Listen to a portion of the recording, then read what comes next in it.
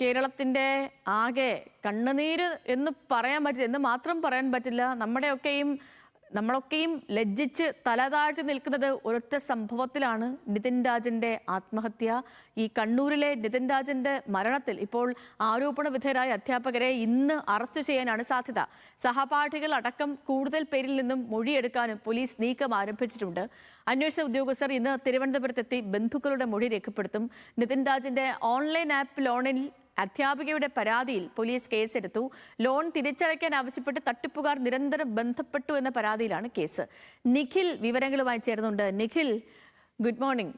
നിതിൻ രാജിൻ്റെ മരണം അത് കേരളത്തെ ആകെ ലജ്ജിപ്പിച്ച ഒന്നാണ്. അതിന് പിന്നാലെ ആ കുട്ടിയുടെ വീട്ടുകാരുടെയൊക്കെ പ്രതികരണങ്ങൾ നമ്മൾ കേട്ടു.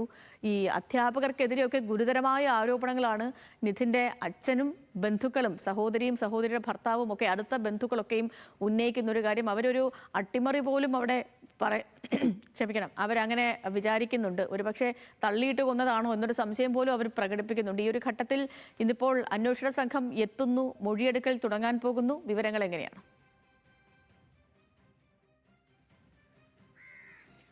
സേതു, ഏതായാലും പോലീസിന്റെ ഇക്കാര്യത്തിലുള്ള നീക്കങ്ങൾ വളരെ കൃത്യമായി മുന്നോട്ട് കൊണ്ടുപോകാനാണ് അന്വേഷണ സംഘത്തിന്റെ ഒരു തീരുമാനമായി വന്നിരിക്കുന്നത്. അതിൽ പ്രധാനപ്പെട്ടത് ഈ സംഭവങ്ങളിൽ കുടുംബത്തിന്റെ ആരോപണങ്ങളുടെ പശ്ചാത്തലത്തിൽ കൂടുതൽ വിദ്യാർത്ഥികളിൽ നിന്ന് മൊഴി രേഖപ്പെടുത്തുക എന്നുള്ളത് തന്നെയാണ് പോലീസ് ആദ്യഘട്ടത്തിൽ ഉദ്ദേശിക്കുന്നത്.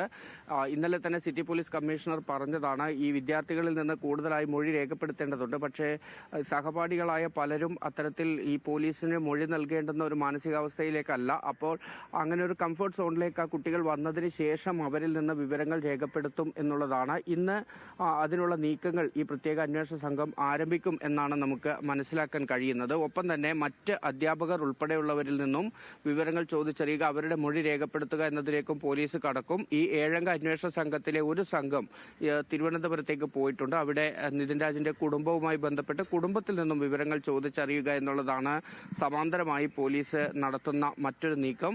സ്വാഭാവികമായും ഇന്നലെ ഈ ആത്മഹത്യാ പ്രേരണ കുറ്റവും ഒപ്പം തന്നെ പട്ടികജാതി പട്ടികവർഗ അതിക്രമ നിരോധന നിയമവും ഉൾപ്പെടെ ചുമത്തിയാണ് ഈ അധ്യാപകർക്കെതിരെ ഡോക്ടർ എം കെ റാം ഒപ്പം തന്നെ സംഗീത നമ്പ്യാർ എന്നീ അധ്യാപകർക്കെതിരെ കേസെടുത്തിരിക്കുന്നത്. അതുകൊണ്ട് തന്നെ ഇവരുടെ അറസ്റ്റ് ഉൾപ്പെടെയുള്ള നടപടികളിലേക്കും പോലീസ് കടക്കാനുള്ള സാധ്യത കൂടുതലാണ്. അത്തരത്തിൽ കൂടി പോലീസ് ആ കാര്യങ്ങളിൽ മുന്നോട്ട് പോകും. ഈ ജാതി അധിക്ഷേപം എന്ന കുടുംബത്തിന്റെ പരാതിയിൽ അതിന് പരിഗണന കൊടുത്തുകൊണ്ട് തന്നെയാണ് ഇപ്പോൾ ആ നിലയ്ക്ക് അന്വേഷണം മുന്നോട്ട് പോകുന്നത്. FIR-ൽ ഈ പട്ടികജാതി പട്ടികവർഗ അതിക്രമ നിരോധന നിയമം ഉൾപ്പെടുത്തിയതുൾപ്പെടെ അതിൻ്റെ സാഹചര്യത്തിലാണ് എന്ന് ഇന്നലെ സിറ്റി പോലീസ് കമ്മീഷണർ പറഞ്ഞിരുന്നു. സമാന്തരമായി തന്നെ ഈ നിതിൻ രാജ് എടുത്ത ഒരു ഓൺലൈൻ ആപ്പുണ്ട്. ആ ആപ്പ് വഴി എടുത്ത ഒരു ലോണുണ്ട്. ആ ലോണുമായി ബന്ധപ്പെട്ട അന്വേഷണവും സമാന്തരമായി പോലീസ് നടത്തുന്നുണ്ട്. സൈബർ സെല്ലാണ്, കണ്ണൂർ സൈബർ പോലീസാണ് ഇക്കാര്യങ്ങൾ അന്വേഷിക്കുന്നത്.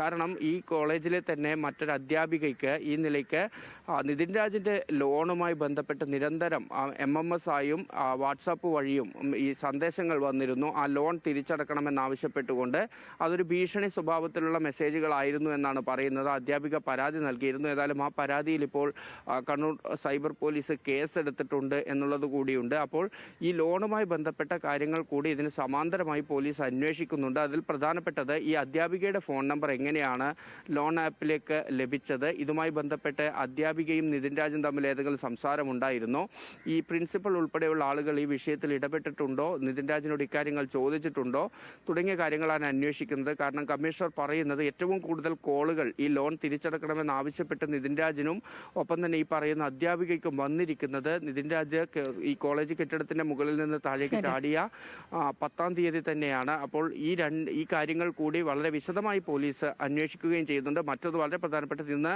വലിയ രീതിയിലുള്ള പ്രതിഷേധം അഞ്ചരക്കണ്ടി ഈ മെഡിക്കൽ കോളേജിന് മുന്നിൽ ഉണ്ടാകുമെന്നുള്ളതാണ് പല സംഘടനകളും പ്രഖ്യാപിച്ചിരിക്കുന്നത്. വിദ്യാർത്ഥി സംഘടനകളും മഹിളാ സംഘടനകളും ഒക്കെ ഇന്ന് ഇത്തരത്തിൽ ഇവിടത്തേക്ക് പ്രതിഷേധ മാർച്ചുമായി എത്താനുള്ള സാധ്യതയുമുണ്ട്.